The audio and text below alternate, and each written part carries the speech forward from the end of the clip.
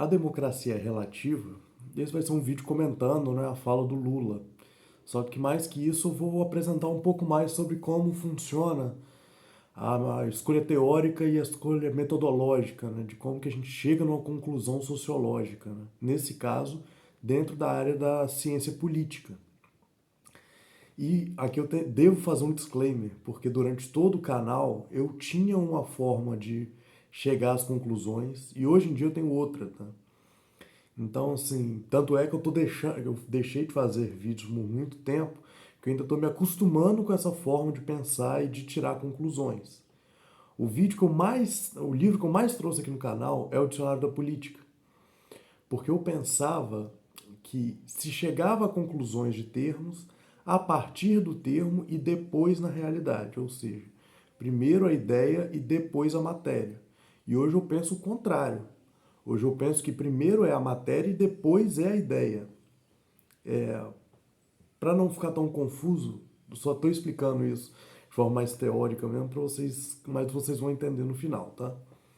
Enfim, o livro que eu mais trouxe, e estou trazendo de novo, Dicionário da Política, óbvio, vocês já sabiam deles. Vocês que estão aqui há tanto tempo, né, me acompanhando, sabem que esse é o livro que eu mais gosto de trazer para vocês por ser ilustrativo, né? Mas por que eu estou trazendo ele, sendo que não é o tipo de coisa que eu faço mais, né? Exatamente vou explicar para vocês. O dicionário da política, ele tem os termos e explicação dos termos, tá? O que ele faz aqui é uma curta história da filosofia, ou seja, ele demonstra na história como que foi feito todas as definições de diferentes autores. Então, assim, por que isso é importante quando a gente vai falar de democracia, né? E como que eu enxergo hoje em dia a democracia? Porque o termo democracia, ele sempre foi utilizado de forma negativa. Democracia tinha um termo pejorativo, tá? Não só entre os gregos, mas depois dos gregos também, tá? Tanto é que o Aristóteles, ele falava de democracia como se fosse uma coisa, um estilo de governo pior do que a aristocracia, tá? Mas enfim, vamos responder a questão de pouquinho a pouquinho, né? A democracia relativa, primeiro a gente está procurando, na verdade, a pergunta certa, né? Ou seja, o que é democracia?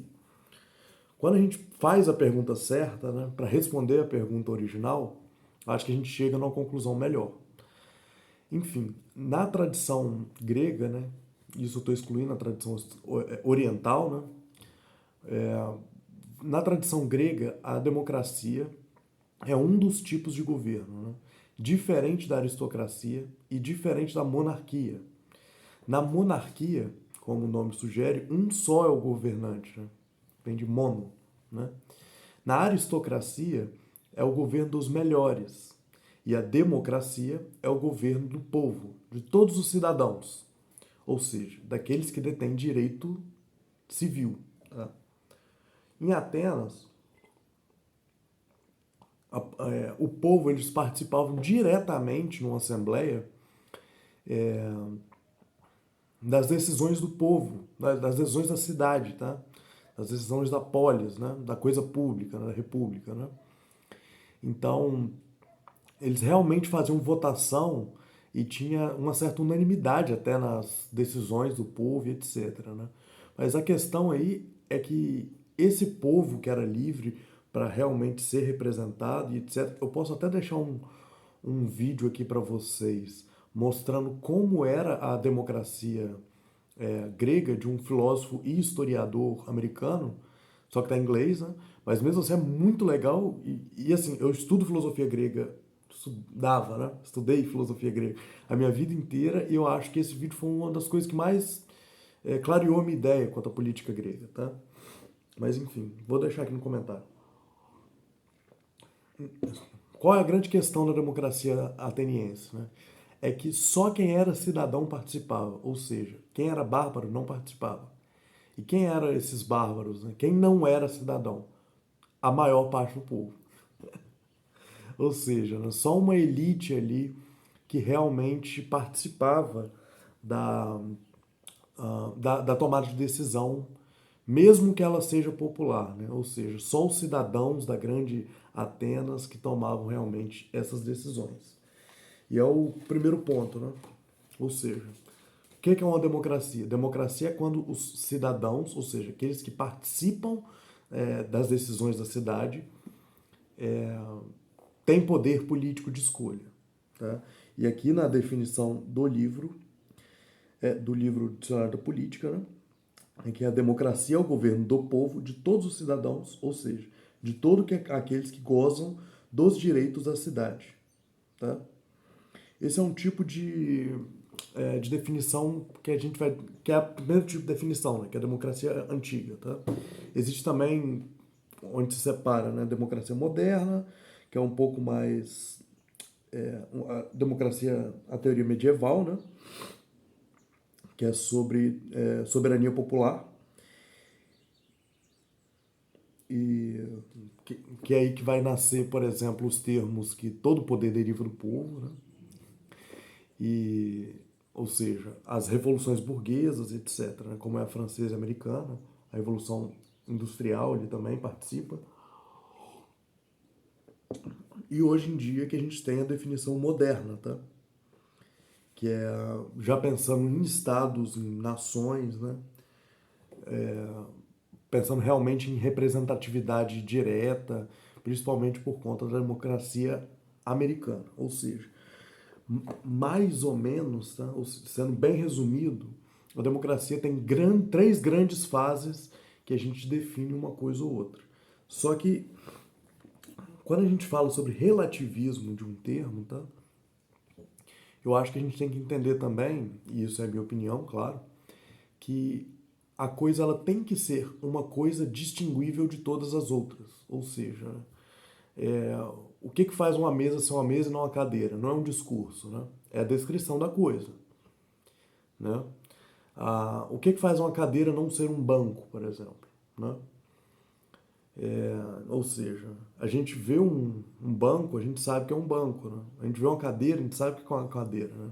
A poltrona tem assentamento, tem lugar para os braços. Né? Então a gente, através da linguagem, a gente consegue distinguir as coisas que são das coisas que não são. Né? Ou seja, o que é a democracia? Né? O que faz a democracia ser um termo digno de linguagem?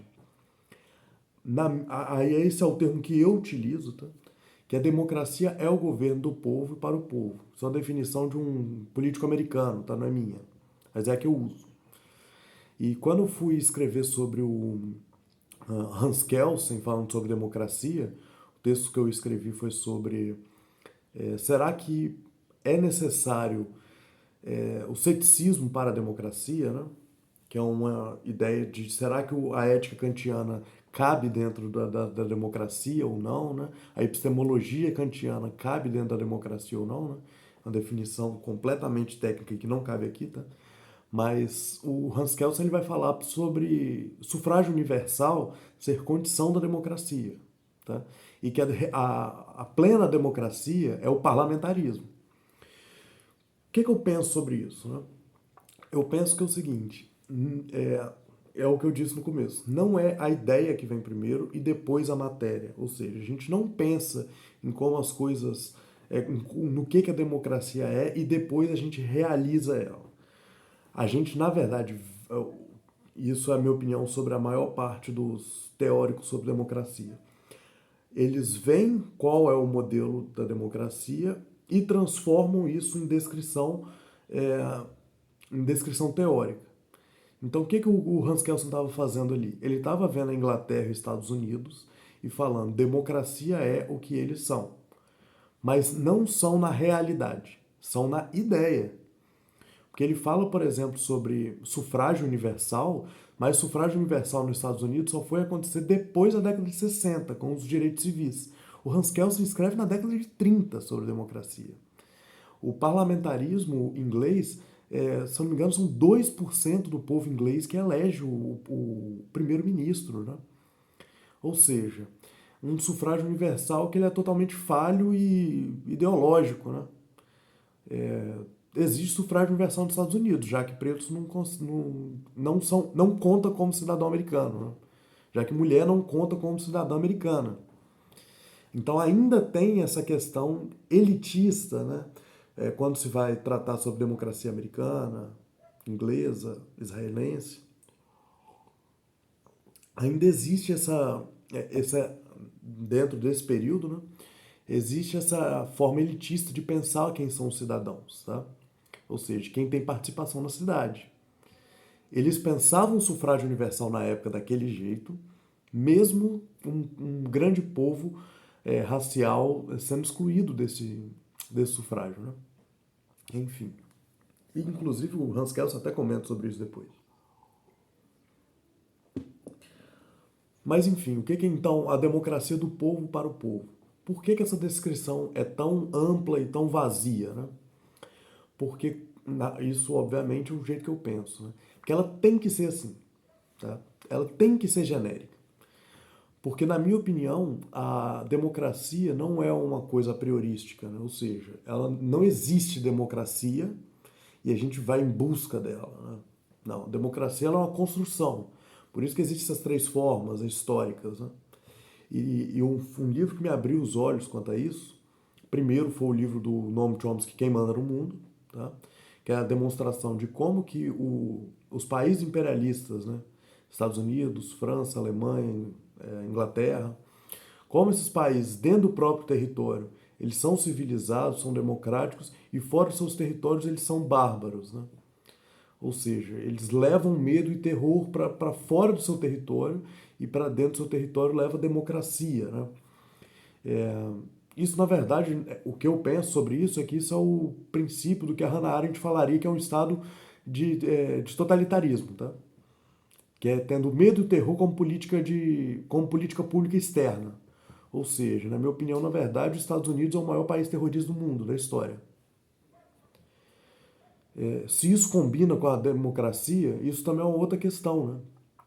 Porque os teóricos dificilmente vão usar a geopolítica externa, né, do próprio país como forma de entendimento se isso é uma democracia ou não.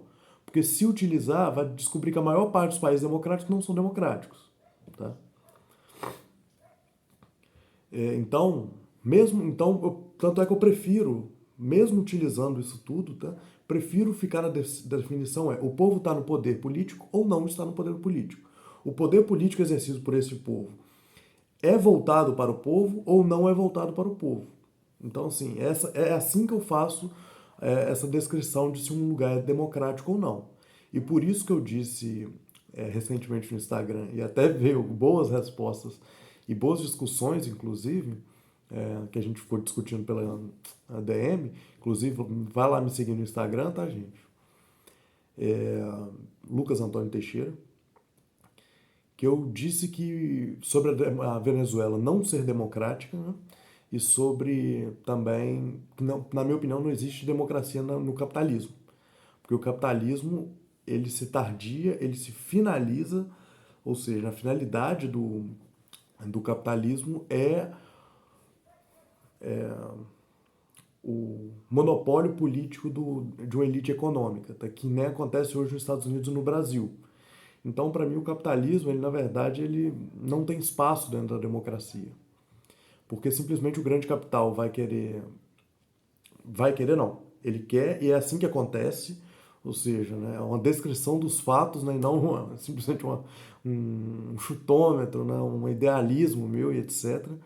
O capital ele toma o poder do que é vontade popular, por exemplo, e inclusive através desses tanques de pensamento, né, eles reformulam a ideologia para achar que a vontade do capital é a vontade do povo. E normalmente é o contrário. Tá?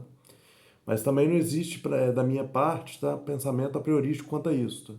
Ou seja, antes da experiência. Tá? A minha questão é o que acontece na forma material mesmo. Tá? Ou seja, eu não sou contra ou a favor de privatização, por exemplo. Depende. Mas respondendo agora diretamente a pergunta, né, já que eu já expliquei o que é a democracia para mim, né, governo do povo para o povo, e agora se é relativo ou não. Eu acho que dentro da materialidade da coisa sempre vai ser relativo. Por quê? Porque num começo a democracia da forma ateniense, depois passou a ser da forma medieval, né, cristã, católica, né, depois passou a ser de forma moderna, americana, inglesa, etc., imperialista.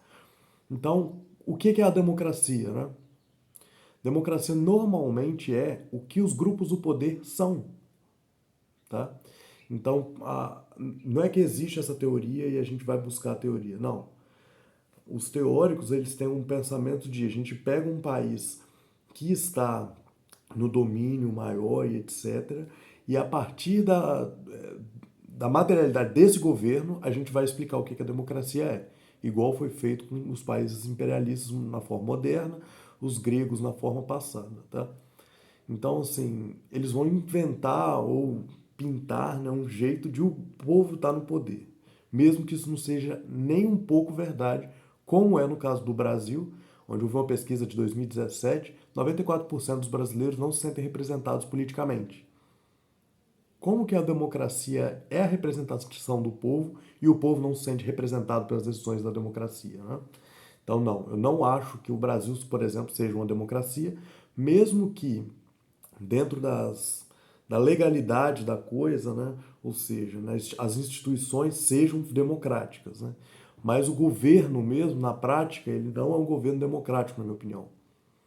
Ele é um governo que, na verdade, ele é oligárquico, ele é feito para um tipo de, para um grupo beneficiado, né? E isso acontece porque o Brasil é capitalista. Agora, sobre a Venezuela, que é o porquê o Lula falou sobre isso, a Venezuela ela não tem poder econômico para definir um tipo de governo democrático, tá? Ou seja, o povo não tem poder para estar no poder, tá? Então, a Venezuela vive um estado de exceção, né? E com muito poder no executivo. Agora, eu não estudei Venezuela para afirmar, tá? Então, assim, eu não vou ficar fazendo redução muito fácil, né, de simplesmente falar o senso comum de que a Venezuela é uma ditadura e ponto. Tá? Eu estudei pouco sobre Venezuela, apesar de ter estudado alguma coisa. Tá? Mas então, simplesmente não é uma decisão minha. Tá? O que o Lula fez, na verdade, foi, e eu concordo com ele, sobre democracia ser relativa mesmo, ela é relativa a quem está no poder, e o que o Lula está fazendo é simplesmente uma política de boa vizinhança, né? Ou seja, ele está afirmando coisas positivas sobre os países que são parceiros do Brasil. E isso geopoliticamente é, na minha opinião, positivo. Tá? O vídeo ficou muito longo, eu posso fazer uma parte 2 sobre isso. Eu quero que vocês comentem, tá? Dessa vez. E eu quero também que vocês mandem mensagem para a gente conversar mais sobre isso, etc. Talvez tenha uma parte 2. Mas é isso, leiam, porque a mente precisa de livros, assim como a espada precisa da pedra para ser bem afiada.